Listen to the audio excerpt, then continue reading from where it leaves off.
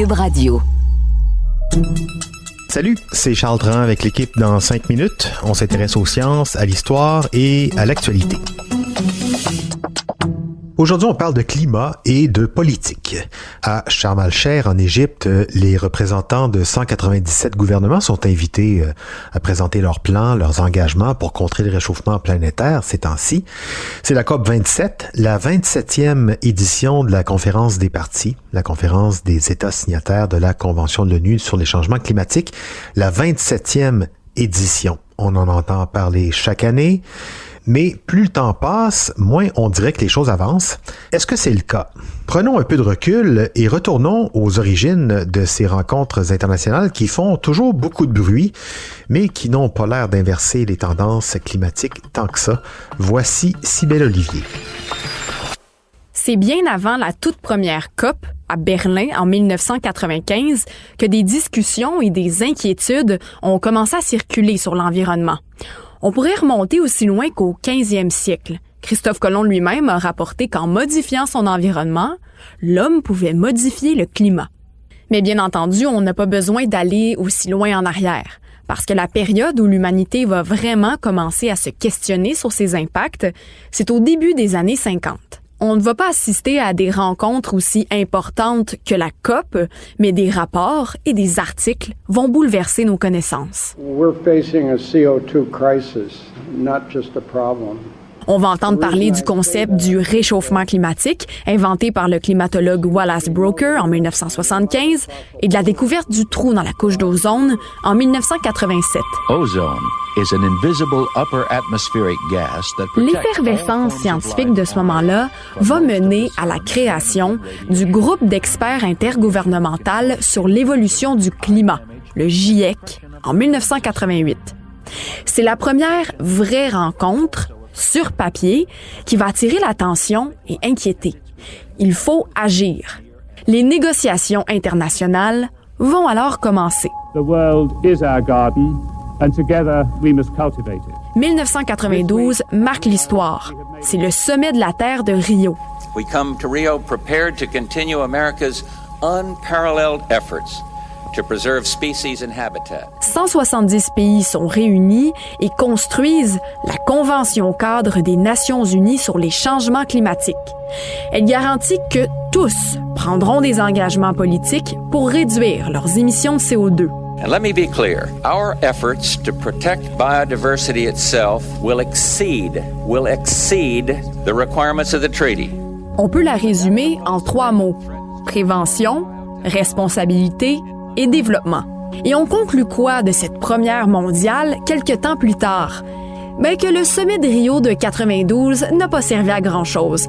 Il faut instaurer des objectifs de réduction des émissions bien plus sérieux. Retour dans le futur, nous revoici en 1995 à Berlin. Thank you very much for this statement. La première de la longue série des COP, les conférences des parties. Laissez-moi vous faire un historique des plus importantes. 1997, la COP 3 est à Kyoto, au Japon. It is a very important conference that will decide the global climate change policy leading us into the 21st century. On y signe le célèbre protocole de Kyoto qui émet des cibles sévères. Réduire de 5% les émissions de gaz à effet de serre planétaire d'ici 2020. Ça va prendre 5 ans avant qu'il entre en vigueur et que les pays ne commencent à l'appliquer. Pourquoi? Parce que 55 pays devaient l'approuver. L'Islande devient le 55e en 2002. Tristement, Kyoto n'aura pas servi à grand-chose en bout de ligne. Déjà, les cibles n'ont pas été atteintes. En plus, les États-Unis et la Chine, les 2 principaux émetteurs de CO2, ne l'avaient même pas signé. Et le Canada, lui, s'en est retiré en 2011 parce qu'il jugeait que les engagements étaient trop importants et incompatibles avec sa croissance. It's now clear that Kyoto is not the path forward for a global solution to climate change. If anything, it's an impediment. Bref, 4 ans passent. Rien de notable ressort des COP suivantes. Arrive 2015, 20 ans après Berlin, on assiste à un moment historique, la COP 21, surnommée le sommet de la dernière chance. We can show the world what is possible when we come together. The next generation is watching what we do. C'est là que naît l'accord de Paris, un accord historique qui remplace le protocole de Kyoto. C'est la première fois qu'un accord est adopté par tous les États. 195 pays décident à l'unanimité que les pays riches et les pays pauvres doivent revoir leur méthode de croissance. Il faut l'équilibre entre environnement et développement économique.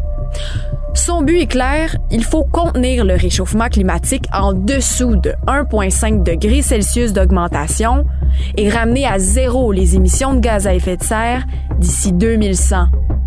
The jury has reached the verdict, and it is damning. En 2021, la réalité nous rattrape finalement. Les experts le disent, l'objectif est carrément hors d'atteinte. We are on a fast track to climate disaster. This is a climate emergency. On attend donc de pied ferme la COP26 qui a eu lieu en 2021 après la pandémie. C'est la conférence des parties la plus lourde d'enjeux depuis l'adoption de l'accord de Paris. Ces résultats vont plutôt décevoir la communauté internationale. Les négociations n'ont pas permis d'établir des seuils capables de respecter les objectifs de l'accord de Paris. Mais les pays ont tout de même accepté de revoir leurs objectifs pour 2030.